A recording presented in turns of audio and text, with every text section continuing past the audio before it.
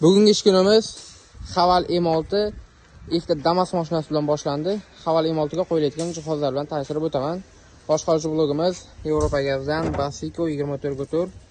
Farsumkamiz Royal 2 ohmlik original farsumkamiz, bitta shtrix kodi bor, orqada plombalargacha bor.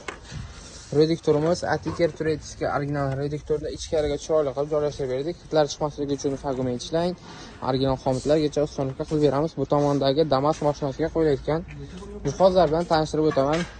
Xitoyda original bo'lgan laylovar reduktorimiz Yevrozapravishning bu joyiga joylashtirdik. Ko'rishlaringiz mumkin, akkuratni joylashadi. Haval M6 mashinamiz orqasiga qo'yilayotgan balonimiz Xretsiyalik original Belarus balon. Original kranlar bilan o'rnatib beramiz.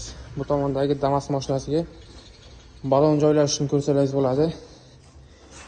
3 ta lentaga osib, maksimal tepaga ko'tarib berganmiz. Kimga shunaqa sifatli va arzon xizmatimiz qiziq bo'ladigan bo'lsa, ekran tagidagi nomerlarga bog'lanib kelishingiz mumkin.